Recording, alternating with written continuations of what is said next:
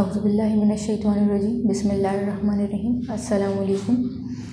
सबसे पहले हम स्टडी करेंगे हिस्ट्री ऑफ पीरियोडिक क्लासिफिकेशन को, किस तरीके से आपका जो मॉडर्न पीरियोडिक टेबल है वो अब की जो उसकी प्रेजेंट स्ट्रक्चर है उसका वो तक कैसे पहुंचा।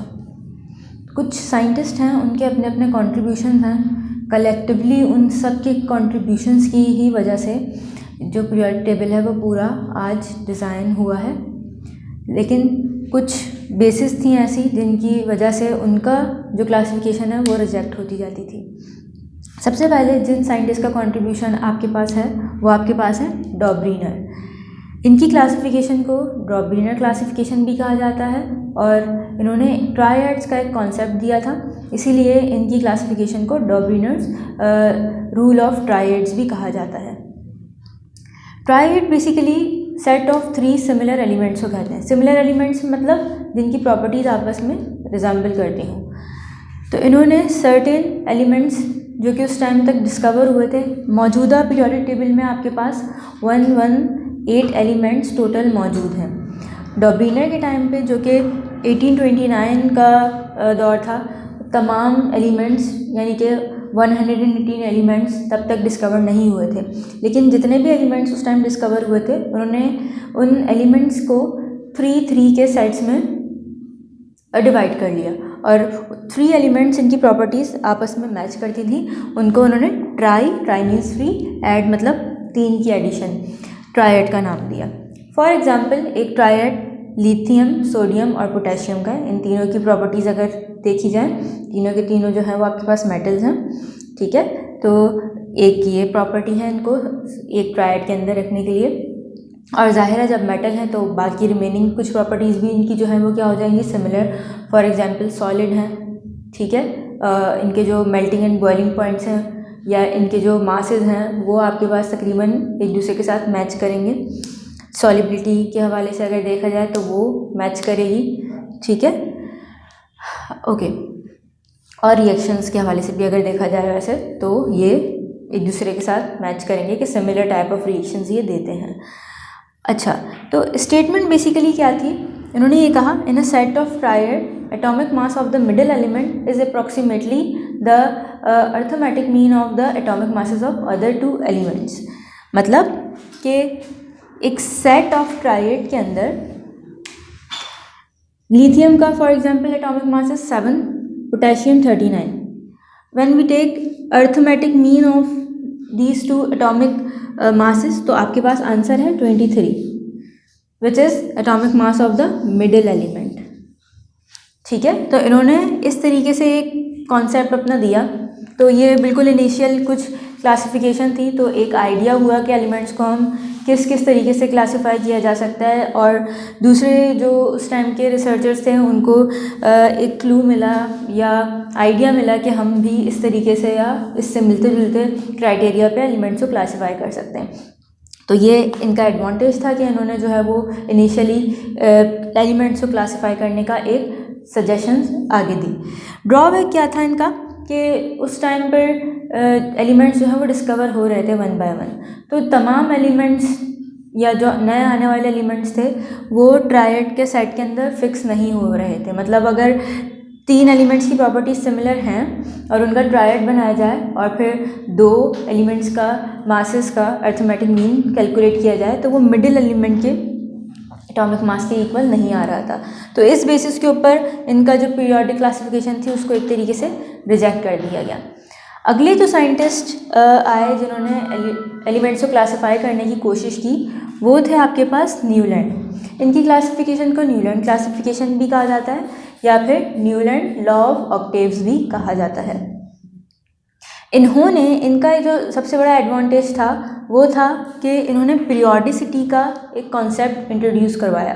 पीरियोडिसिटी बेसिकली रिकरेंस या repetition of properties of elements after a several gap और इंटरवल को कहते हैं। मतलब आपके पास एलिमेंट्स लिस्ट हुए हैं, ठीक, किसी भी एक स्पेसिफिक ऑर्डर में, लाइक इंक्रीजिंग एटॉमिक मासेस के ऑर्डर में वो अरेंज हुए हैं। तो जब आप देखेंगे तो कुछ देर बाद, जैसे फर्स्ट एलिमेंट है, फिर बाकी आपने कुछ एलिमेंट्स गुजार दिए, उसके बाद जो एक एलिमेंट आएगा और तो आप देखेंगे उसकी प्रॉपर्टीज़ जो हैं वो फिर से रिपीट हुई हैं। मतलब फॉर एग्जांपल अगर जो पहला एलिमेंट आपने देखा था वो एक मेटल था, वो सॉलिड था, ठीक है, तो जो थोड़ी देर बाद फिर से वही प्रॉपर्टी एक एलिमेंट के अंदर शो होगी। तो ये एक रिपीटिशन है या रिकरेंस है। अच्छा, तो इन्होंने इस चीज़ को रिपीटिशन के कॉन्सेप्ट को इंट्रोड्यूस करवाया। इनकी स्टेटमेंट क्या है? If elements are arrange in the order of increasing और ascending atomic masses from atomic masses, the 8 element from the first one or given one has similar properties as the first one। जो हर अगर elements को ascending order of atomic masses के अंदर आप arrange करें तो जिस एलिमेंट से आपने स्टार्ट किया था काउंट करना, उसके बाद आप अगले 7 एलिमेंट्स को गुजार दें काउंट करते हुए और 8 एलिमेंट के ऊपर जब आप जाएंगे तो उसकी प्रॉपर्टीज़ फर्स्ट वाले से रिजेंबल करेंगी। फॉर एग्जांपल इन्होंने एक तरीके से एलिमेंट्स को कुछ अरेंज भी किया था। तो अगर आप देखें लिथियम, फॉर सपोज मैं लिथियम को पहला एलिमेंट कंसीडर कर रही हूँ, काउंट करते हैं लिथियम के बाद 1 2 3 4 5 6 7 एंड देन 8। तो लिथियम जो है मैंने आपको पहले ही बताया कि ये मेटल है, ठीक, और सोडियम जो है वो भी मेटल है, तो मतलब प्रॉपर्टी रिपीट हुई। फॉर एग्जांपल फ्लोरीन देख लेते हैं, 1 2 3 4 5 6 7 8। फ्लोरीन के बाद जो 8 एलिमेंट बन रहा है वो क्लोरीन है।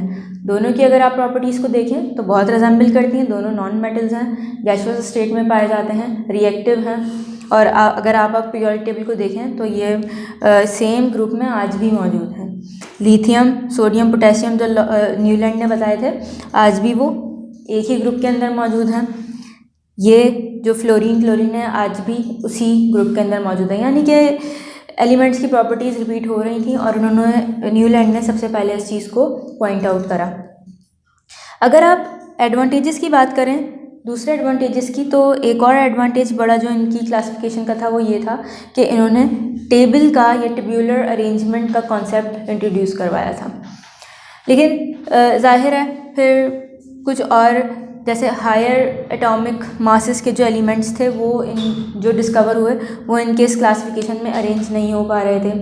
और फॉर एग्जांपल नोबल गैसेस का कोई इसमें जगह नहीं थी पीरियोडिक टेबल के अंदर इनके, तो वो भी इनके पीरियोडिक टेबल को भी एक तरीके से रिजेक्ट कर दिया गया।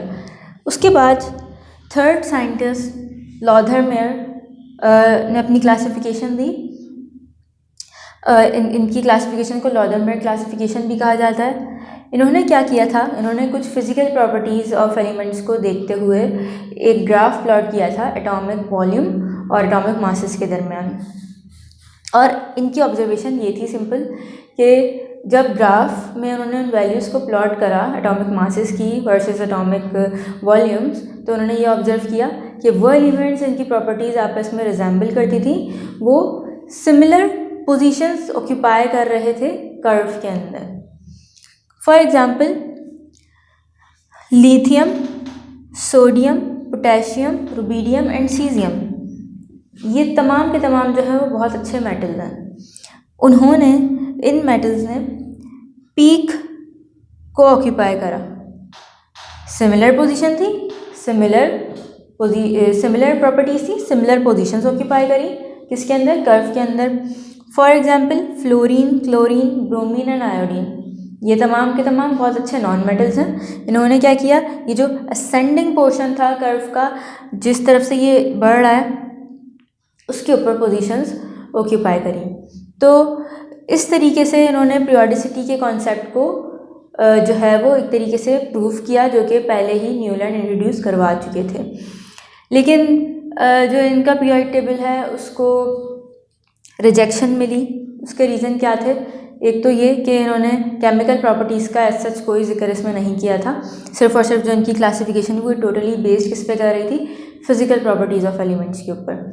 और जो मेजर दूसरा इनको ड्रॉबैक फील हुआ वो किस वजह से था कि मेंडलीव जो हैं उन्होंने भी अपना पीरियोडिक टेबल सेम ईयर में पब्लिश किया जब इन्होंने अपनी क्लासिफिकेशन की थी। तो उनका पीरियोडिक टेबल इनकी क्लासिफिकेशन के कंपैरेटिवली बहुत एक क्या कम्प्रिहेंसिव किस्म का पीरियोडिक टेबल था, मतलब उसके अंदर बेहतर तरीके से केमिकल एंड फिज़िकल प्रॉपर्टीज़ का ख्याल रखा गया था। अरेंजमेंट ऑफ एलिमेंट्स का बहुत अच्छे से एक क्राइटेरिया मेंडलीव ने दिया था, तो उसकी वजह से इनके पीरियोडिक टेबल को रिजेक्शन मिली और मेंडलीव पीरियोडिक टेबल को जो है वो बहुत फेम हासिल हुआ। और फिर जाहिर है उन्हीं के पीरियोडिक टेबल को जो है वो फर्दर थोड़ी सी अमेंडमेंट्स करके आज हम स्टडी करते हैं। तो मेंडलीव पीरियोडिक टेबल इंशाल्लाह हम अपनी नेक्स्ट लेक्चर में, नेक्स्ट वीडियो के अंदर डिस्कस करेंगे। Thank you.